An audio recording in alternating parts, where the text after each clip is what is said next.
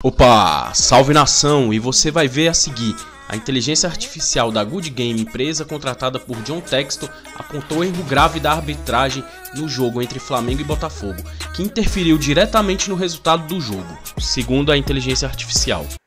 Foram 129 decisões tomadas pela arbitragem ontem no campo. E esse software detectou 8 erros, porque a análise que eles fizeram de um lance que a Good Game apontou como chave para o resultado final. Ou seja, tem um erro grave no relatório da Good Game apontado. Falta válida não apitada.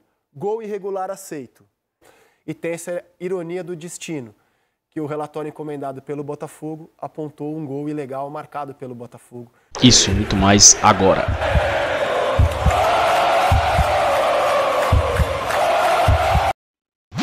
São dois relatórios, são dois softwares diferentes. Um deles é chamado Eval, que ele analisa a parte técnica do jogo, né? Ele é o software que traz a visão do computador, da máquina, como o Textor tem se referido a ela. Então ela detecta contatos, faltas e outros momentos-chave que, aplicados à lei do jogo, essa empresa diz se o juiz acertou ou errou. Esse é um software.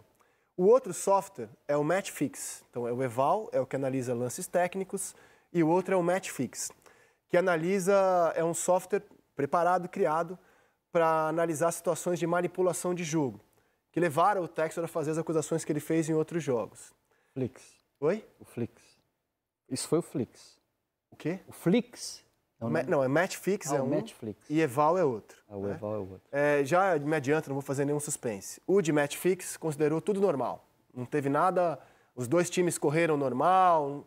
Agora, o Eval, que analisa lances técnicos, foram 129 decisões tomadas pela arbitragem ontem no campo. E esse software detectou 8 erros.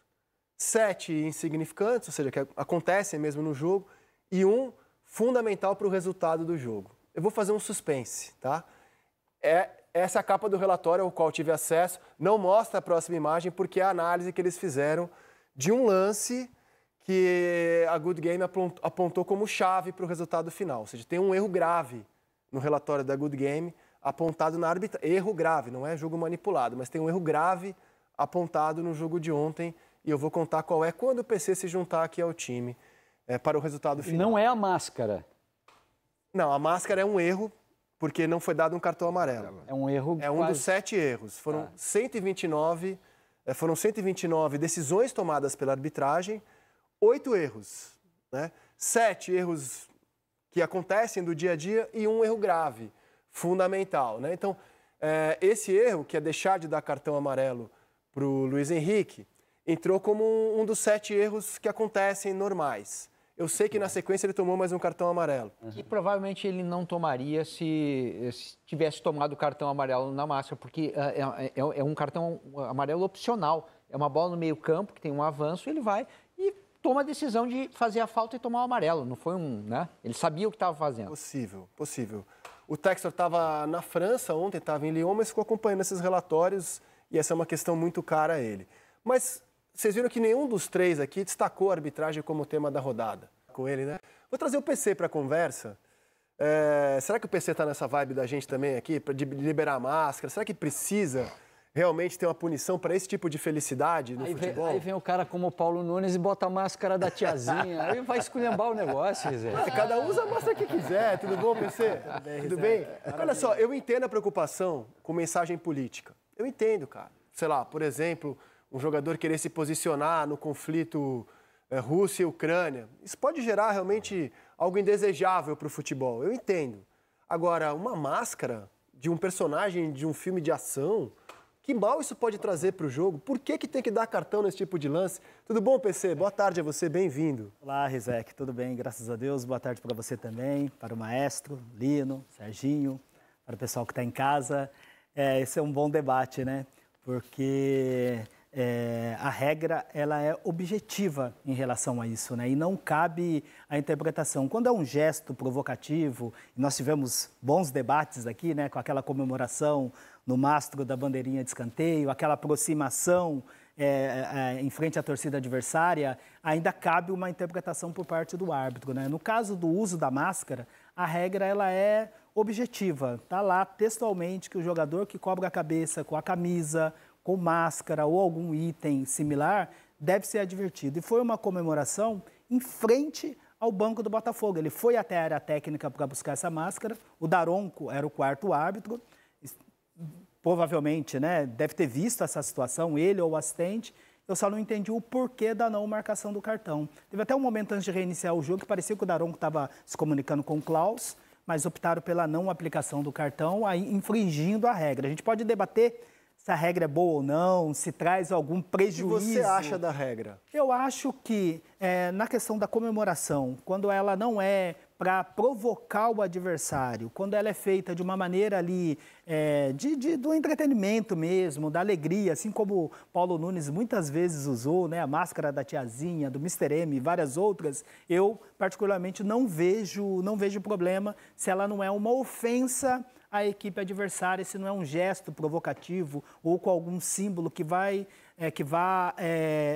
interferir ali na conduta mesmo, na questão da segurança, na questão de ofender o adversário. Da maneira como foi, bem sutil, né, e que acabou marcando bastante o jogo de ontem, eu particularmente não vejo problema, mas não é o que o texto da regra diz. Difícil o Klaus ou alguém da equipe não ter visto, né? Parece que foi uma escolha não dar cartão. Foi uma escolha. Né? Foi uma escolha não dar cartão. Porque o Paulo Nunes era malandro e ele trazia a máscara escondida dentro do short. E na hora que ele corria para a pista, ele colocava a máscara e muitas vezes era difícil de perceber. Mas da maneira como foi, uma corrida até a área técnica, até o banco de reservas, exatamente onde fica posicionado o quarto árbitro. E tem a presença do outro assistente também, que estava ali, né, o Danilo Manes, o assistente 1, que a recomendação é essa mesmo. O árbitro fica olhando ali o ambiente do campo de jogo, aquela briga pela busca da bola dentro do gol, e a comemoração tem que ser um trabalho em equipe, todo mundo tem que participar. Então, vejo como uma escolha mesmo,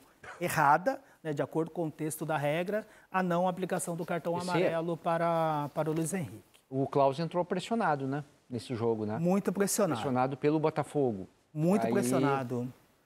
Essa não era uma questão opcional, dar ou não dar o cartão, mas o fato é esse. Mas eu acho que um árbitro com a experiência do Rafael Klaus, né, acostumado nesse ambiente de pressão, acostumado a grandes jogos, não poderia se deixar levar por essa questão. Porque às vezes no jogo você tem uma ou outra questão interpretativa, um ou outro amarelo, que você dá uma segurada, controla o jogo, ok. Mas numa situação como é objetiva, de acordo com o texto da regra, eu acho que ele tem experiência, né, suficiente para poder aplicar sem nenhum problema. E eu acho que, já vou passar para o Lino, acho que a observação do Serginho é muito boa, que inclusive assim, se a gente for levar, a gente está aqui debatendo a máscara, que é um erro de acordo com o texto da regra. Mas se a gente for analisar a atuação do Klaus, depois de uma semana, como foi, de muita pressão, de empresa contratada, de pedido de veto na escala, pedido de troca da escala, já passei por isso também em algumas situações, não é uma semana normal. Por mais que você tenha experiência, não é uma semana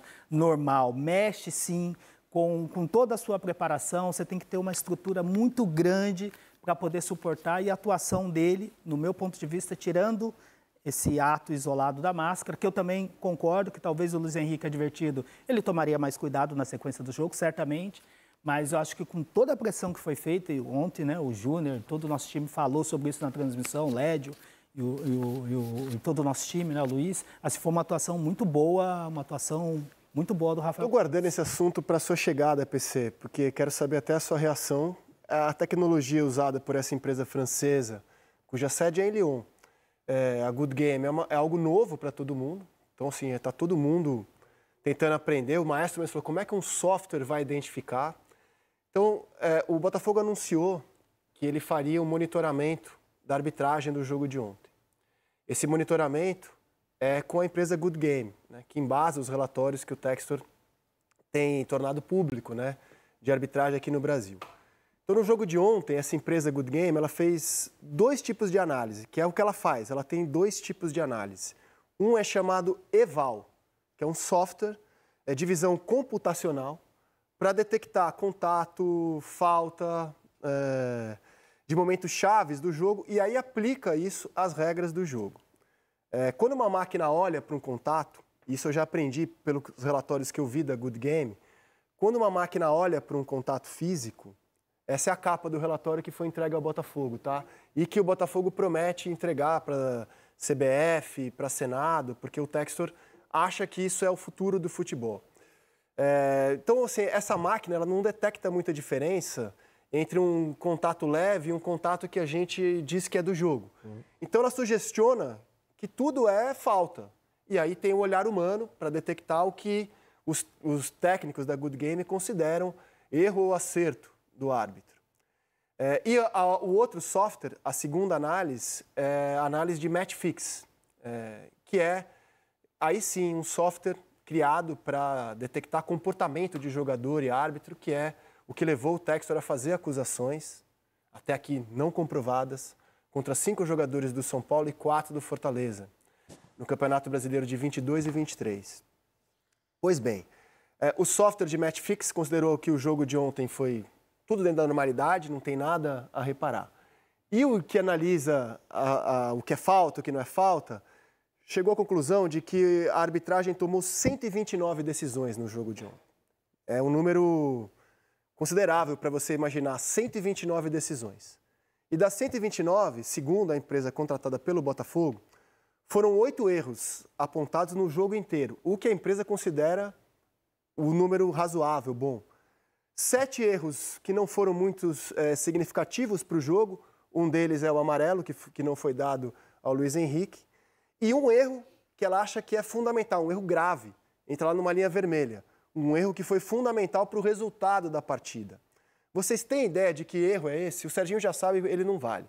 Você tem ideia de que erro é esse que a Good Game apontou, PC, de que foi cometido de um jeito grave e que impactou no resultado do jogo? Lembrando que é uma empresa contratada pelo Botafogo. Eu acabei apurando com o nosso time. Então tá bom. Gente, eu vou aguardar o seu olha anúncio. que curioso. O erro grave apontado pela empresa contratada pelo Botafogo é o gol marcado pelo Botafogo. A Good Game analisou que esse contato, e aqui está a tradução que eles colocam no relatório enviado ao Botafogo, e a gente vai traduzir para o português. Ó. Contato da perna direita do jogador do Botafogo na perna esquerda do jogador do Flamengo, círculo em vermelho. Na origem do desequilíbrio e sem contato com a bola. Isso o software detecta. Falta válida não apitada. Gol irregular aceito. Eles consideram que essa é uma falha grave, a favor do Botafogo. E ontem, o que eu fiquei sabendo é que o próprio Textor, vendo essa imagem e ouvindo o áudio do VAR, o próprio presidente do Botafogo... Demitiu a máquina. Desculpa, o dono do Botafogo, melhor ainda, considera que o gol marcado a favor do Botafogo é ilegal. Que ele acha que é o mesmo critério que o leva a reclamar do gol marcado pelo Flamengo no ano passado, como uma falta na origem da jogada do Bruno Henrique. Eu acho que as coisas não têm relação direta, porque teve uma falta mesmo que o Bruno Henrique fez no ano passado, só que foi lá muito antes da jogada se desenvolver. E na jogada de ontem, o Textor está surpreso de que no Brasil, a maior parte dos comentaristas, jornalistas, opinou que o gol foi legal, porque ele acha que a Good Game está correta. Ele realmente leva muito a sério essa tecnologia. Então ele, dono do Botafogo, acha que o gol é ilegal, que o software está correto em apontar a ilegalidade do lance. Eu devia fazer uma reunião na CBF, chamar alguém para conversar seriamente sobre isso. Bom, tem outra coisa. Mas não é curioso, gente, é muito curioso. É curioso, cara. mas seria mais curioso ainda se esse gol fosse o gol que tivesse decidido o jogo. Esse gol não decidiu o jogo. O jogo já estava praticamente decidido. Você já estava nos acréscimos, não sei o quê. E quando você vê a imagem por trás, não tem dúvida nenhuma. Né? E essa relação com a outra do Bruno Henrique tem muito menos ainda. Porque depois da falta, você vê... Os próprios jogadores do Botafogo param na hora da jogada, entendeu? Você achou falta, maestro? Muita falta. Não tem jeito. Então você concorda que foi uma decisão errada? A do software? É por isso, se eu tenho dúvida em relação à questão técnica, entendeu? Então, olha só, você acha que a falta deveria ter sido marcada nesse lance? Claro. O maestro acha que foi falta. Serginho, para você? Eu acho, para mim não foi falta, mas eu acho que tem uma série de lances que eu considero como cinzentos, que você pode marcar, pode não marcar, porque tem o contato, e acho que pelo critério do Klaus no jogo todo, quando o jogador opta pela queda, ele não estava dando. Eu acho que faz sentido dentro do critério do Klaus, mas eu não marcaria. Para mim é um contato de jogo, né? Acho que ele escolheu cair, na minha opinião. Então o Maestro acha que foi falta? Para mim, não. Serginho acha que não foi falta. Mas eu entendo, não só o Maestro, quanto a máquina, quanto o Textor, quanto todo mundo, entendeu? A conclusão eu entendo. que eu chego é que a máquina jamais pode ser definitiva para você falar de arbitragem.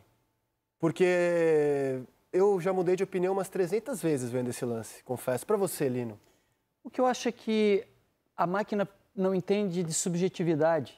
A máquina vai ter a interpretação dela e se a gente não admitir que ela é apenas mais uma interpretação entre tantas, a gente não vai permitir que o árbitro tenha a dele também.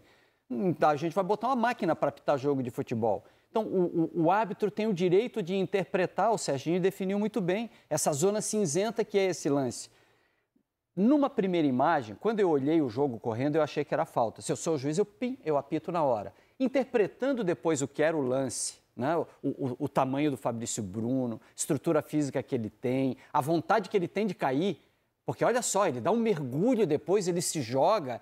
Então você passa a interpretar aquilo ali como muito mais um lance de desequilíbrio proposital do que uma queda por conta daquela travada ali. Por mais que aquela travada... O jogador quer marcar, sim, o jogador cara, quer apitar. O tamanho de um, de outro. Então, na boa, eu acho que não é falta. Esse lance é interpretado. No reflexo, você é capaz de dar a falta. Ó, eu estou trazendo em primeira mão para vocês a história desse relatório. O sonho assim, do Textor é que essa tecnologia seja aplicada, é que a CBF ele disse que vai levar isso aí para a CBF e que isso seja aplicado e que seja mais uma ferramenta para a gente analisar. Eu queria ouvir o PC, o que ele acha. Eu contei em linhas gerais sobre o software, o que você acha da utilização desse software e, óbvio, qual é a sua conclusão sobre a jogada cujo relatório aponta como erro grave, PC. Então, Rizek, eu assim, respeito completamente, né, o trabalho que está sendo feito, a questão da utilização das novas tecnologias. Acho que a gente tem que estar sempre aberto a todo tipo de conhecimento, né, e agregar também a todo o conhecimento que a gente tem mesmo do trabalho que a gente desempenha há bastante tempo. Em relação a esse lance, eu, respeitando todas as interpretações, eu entendo como um contato de jogo. Não vejo com um impacto suficiente para a queda do Fabrício Bruno. O Fernandes, ele tem uma aproximação do Fabrício Bruno, e o Fabrício Bruno, ele, com o mínimo contato, ele se atira, é aquela coisa de sugestionar, e não é o Fabrício Bruno, isso são todos os defensores que têm essa característica de sugestionar a marcação da falta, porque é muito mais cômodo para o árbitro marcar uma falta no campo de ataque, né, contra o atacante do que contra um defensor. Se esse lance tivesse sido dentro da área e o Klaus tivesse invertido a decisão e marcasse pênalti, hoje já seria um escândalo de dizer que seria pênalti, de um contato mínimo. Então, eu respeitando, está no campo da interpretação, tem o contato sim, mas acho que tem a avaliação se esse contato é para esse impacto, para essa queda do Fabrício Bruno, eu entendo que não. Respeito a... Sabe que Se é na área, ninguém marca, cara. Boa. Você se matou agora a tua interpretação. E, além de assinar embaixo tudo que você falou, eu formei o meu conceito sobre esse lance ouvindo o áudio do VAR. Me ajudou muito a entender a decisão tomada. Então, antes de mostrar o áudio do VAR, que a CBF ontem mesmo já divulgou, eu só vou arrematar da seguinte forma, porque nem para mim estava tão claro isso. São dois softwares diferentes dessa empresa Good Game. Um analisa a visão computacional. Foi falta, não foi falta, quantas decisões tomou, errou, acertou, né? E aponta erros graves que a arbitragem tomou. O outro, que é o Match Fix, avalia suspeita de manipulação, comportamento de jogadores e atletas.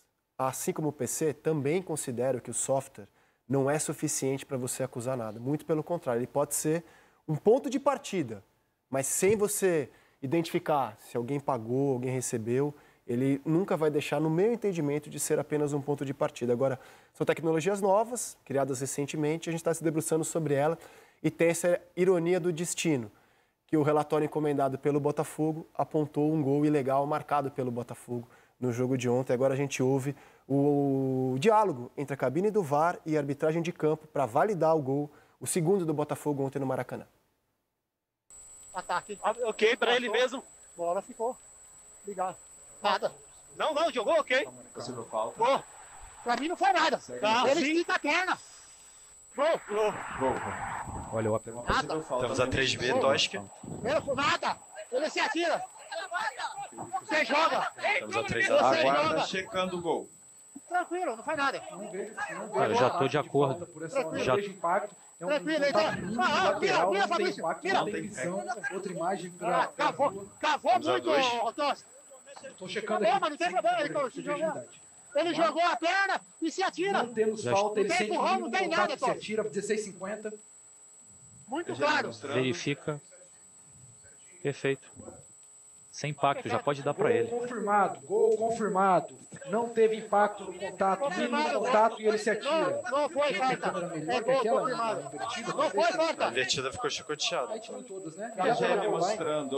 Não tem impacto. Não, impacto, mínimo impacto. Olha lá, mínimo impacto. Se atira. O contato lá é contato normal de jogo, lateralizado. Ele sente o contato e se atira. Já confirmou. Vamos lá? Foi nada. Tem um contato, o contato é mínimo, ele sente o contato e se atira. Não tem impacto na queda dele, nessa queda dele. Ok. Tá checado. Checou, não tem contato. Já checou, não tem contato. O cara tá numa perna só. A gente rodava aqui e não chegamos a um consenso. E que bom. Isso só demonstra como a arbitragem é complexa. O que alguém enxerga como um erro claro pode ser visto como um acerto brutal de outra pessoa. Exatamente. E foi ontem, antes da transmissão, né, a gente estava falando, né, a respeito exatamente de todas essas acusações que foram colocadas em cima, talvez, do melhor árbitro do Brasil nos últimos anos. Né?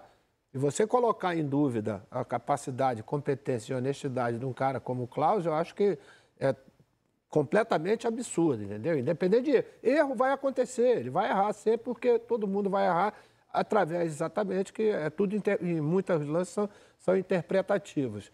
E colocar ele, vamos dizer assim, numa alça de mira para alguma coisa, eu acho que isso aí é totalmente absurdo.